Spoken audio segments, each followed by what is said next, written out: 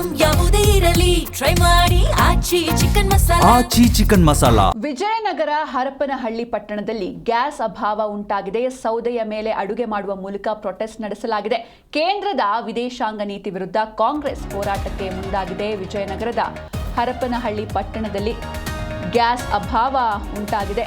ಸೌದೆ ಒಲೆಯ ಮೇಲೆ ಅಡುಗೆ ಮಾಡುವ ಮೂಲಕ ಪ್ರೊಟೆಸ್ಟ್ ನಡೆಸಲಾಗಿದೆ. ಕೇಂದ್ರದ ವಿದೇಶಾಂಗ ನೀತಿ ವಿರುದ್ಧ ಕಾಂಗ್ರೆಸ್ ಹೋರಾಟಕ್ಕೆ ಮುಂದಾಗಿರುವಂಥದ್ದು. ಕಾಂಗ್ರೆಸ್ನ ವೀಣಾ ಮಹಾಂತೇಶ್ ನೇತೃತ್ವದಲ್ಲಿ ಪ್ರತಿಭಟನೆ ನಡೆದಿದೆ. ಖಾಲಿ ಸಿಲಿಂಡರ್ನ ಇಟ್ಕೊಂಡು ಹಾಗೆ ಪಕ್ಕದಲ್ಲಿ ಸೌದೆಯ ಮೇಲೆ ಅಡುಗೆ ಮಾಡುವ ಮೂಲಕ ವಿಭಿನ್ನವಾಗಿ ಪ್ರೊಟೆಸ್ಟ್ ಮಾಡಿದ್ದಾರೆ. ಕೇಂದ್ರ ಸರ್ಕಾರದ ವಿರುದ್ಧ ಘೋಷಣೆಯನ್ನ ಕೂಗಿ ತಮ್ಮ ಆಕ್ರೋಶವನ್ನ ಹೊರಹಾಕಿದ್ದಾರೆ. ಹರಪನಹಳ್ಳಿ ಪಟ್ಟಣದಲ್ಲಿ ಕಾಂಗ್ರೆಸ್ನಿಂದ ವಿಭಿನ್ನ ರೀತಿಯಾದಂತಹ ಪ್ರೊಟೆಸ್ಟ್ ನಡೆಯಿತು. ಖಾಲಿ ಸಿಲಿಂಡರ್ ಪ್ರದರ್ಶನ ಹಾಗೆ ಸೌದೆಯ ಮೇಲೆ ಅಡುಗೆ ಮಾಡುವ ಮೂಲಕ ಪ್ರತಿಭಟನೆಯನ್ನ ನಡೆಸಲಾಯಿತು. ಗ್ಯಾಸ್ ಸಿಲಿಂಡರ್ ಸಕಾಲದಲ್ಲಿ ಸಿಗಲಿ ಅಂತ ಎಲ್ಲರೂ ಕೂಡ ಮನವಿಯನ್ನ ಮಾಡಿದ್ದಾರೆ. ಯಾವುದೇ ಕಾರಣಕ್ಕೂ ನಮಗೆ ಯುದ್ಧ ಬೇಡ, ಮಾನವ ಕುಲವನ್ನು ನಾಶ ಮಾಡ್ತಕ್ಕಂಥ ಯುದ್ಧ ಬೇಕಾಗಿಲ್ಲ, ನಮಗೆ ಶಾಂತಿ ಬೇಕು. ಎಲ್ಲಿ ನಮ್ಮ ಗಾಂಧೀಜಿಯವರು ಹೇಳ್ತಾರೆ ಅಹಿಂಸಾ ನಮ್ಮ ಪರಮಧರ್ಮ ಅಂತ, ಆ ಮೂಲಕ ನಾವು ಎಲ್ಲಿಯೇ ಪ್ರಪಂಚದ ಯಾವುದೇ ಮೂಲೆಯಲ್ಲಿ ಯುದ್ಧಗಳು ನಡೆದರೂ ಕೂಡ ನಮಗೆ ತೊಂದರೆಗಳು ಆಗ್ತಾ ಇರ್ತವೆ.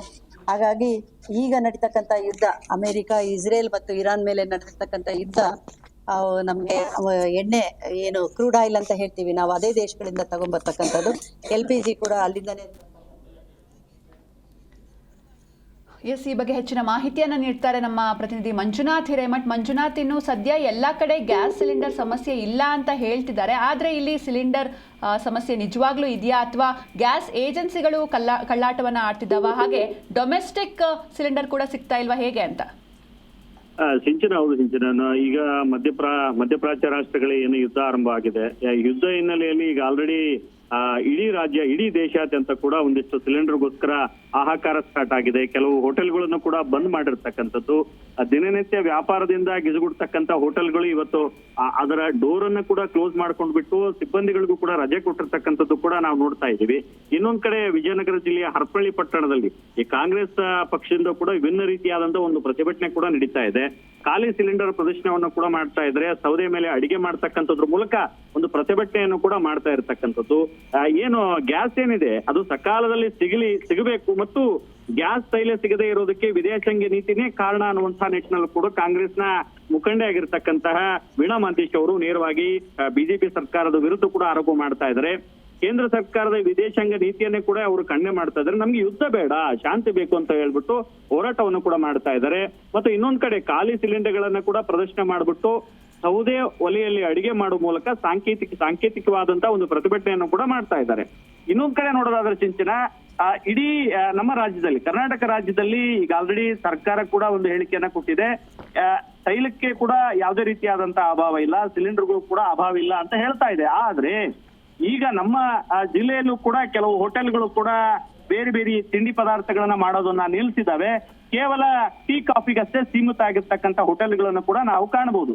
ಹಾಗಾಗಿ ಇನ್ನೊಂದ್ ಕಡೆ ಈ ಸಿಲಿಂಡರ್ ಏಜೆನ್ಸಿಗಳು ಕೂಡ ಬ್ಲಾಕ್ ಅಲ್ಲಿ ಸಿಲಿಂಡರ್ ಗಳನ್ನ ಮಾರಾಟ ಮಾಡ್ತಕ್ಕಂಥದ್ದು ಕೂಡ ಕೆಲವೊಂದ್ ಕಡೆ ಗೌಪ್ಯವಾಗಿ ನಡೀತಾ ಇದೆ ಅನ್ನುವಂಥದ್ದು ಕೂಡ ಜನರ ಚರ್ಚೆ ಕೂಡ ಇದೆ. ಆ ನಿಟ್ಟಿನಲ್ಲಿ ಜಿಲ್ಲಾಡಳಿತ ಕೂಡ ಬಹಳ ಕಟ್ಟುನಿಟ್ಟಿನ ಕ್ರಮವನ್ನು ಕೂಡ ಕೈಗೊಂಡಿದೆ. ಆದ್ರೆ ಈ ಯುದ್ಧ ಯಾವಾಗ ನಿಲ್ಲುತ್ತೆ, ನಮಗೆ ಮೊದಲಿನ ತರ ಹೋಟೆಲ್ಗಳು ಯಾವಾಗ ಓಪನ್ ಆಗುತ್ತೆ ಅನ್ನುವಂಥದ್ದು ಕೂಡ ಗ್ರಾಹಕರು ಕೂಡ ಈಗ ಅದ್ರ ಬಗ್ಗೆನೇ ಯೋಚನೆಯಲ್ಲಿ ತೊಡಗಿದ್ದಾರೆ. ಯಾಕಂದ್ರೆ ಹಳ್ಳಿ ಭಾಗದಿಂದ ಬೇರೆ ಬೇರೆ ಕಡೆಯಿಂದ ಕೂಡ ನಗರಕ್ಕೆ ಬರ್ತಕ್ಕಂಥ ಜನಗಳಿಗೆ ಕೇವಲ ಟೀ ಕಾಫಿ ಮಾತ್ರ ಸಿಗ್ತಾ ಇರತಕ್ಕಂಥದ್ದು. ಊಟ ಇನ್ನಿತರ ಪದಾರ್ಥಗಳು ಕೂಡ ಹೋಟೆಲ್ ಅಲ್ಲಿ ಲಭ್ಯವಿಲ್ಲದ ಕಾರಣಕ್ಕೋಸ್ಕರ ಜನರು ಕೂಡ ಬಹಳ ಸಮಸ್ಯೆಯನ್ನು ಎದುರಿಸ್ತಾ ಇದ್ದಾರೆ ಅಂತಾನೆ ಹೇಳ್ಬೋದು Sinchana. Okay, thank you Manjunath Hiremath ನಿಮ್ಮೆಲ್ಲ ಡೀಟೇಲ್ಸ್ಗಾಗಿ. LPG ಆಗಲಿ ಪೂರೈಸಕ್ಕೆ ಆಗೋದಿಲ್ಲ. ನಮ್ಮಲ್ಲಿ ಕಡಿಮೆ ಸಂಖ್ಯೆಯಲ್ಲಿ ನಮಗೆ ಉತ್ಪಾದನೆ ಇರ್ತಕ್ಕಂಥದ್ದು, ಹೊರಗಡೆಯಿಂದನೇ ನಾವು ತರಬೇಕಾಗಿರ್ತಕ್ಕಂಥದ್ದು. ನಮಗೆ ರಷ್ಯಾ, ಇರಾನು ಹತ್ತಿರದಲ್ಲಿರ್ತಕ್ಕಂತಹ ದೇಶಗಳು, ಅಲ್ಲಿಂದ ನಾವು ತರಬೇಕಾಗಿರ್ತಕ್ಕಂಥ ಕ್ರೂಡ್ ಆಯಿಲನ್ನು ಅಮೆರಿಕ ಹೇಳಿದೆ ಅಂತೇಳಿ ವೆನಿಜುಲಾದಿಂದ ತರೋಕ್ಕಾಗೋದಿಲ್ಲ. ನಮ್ಮ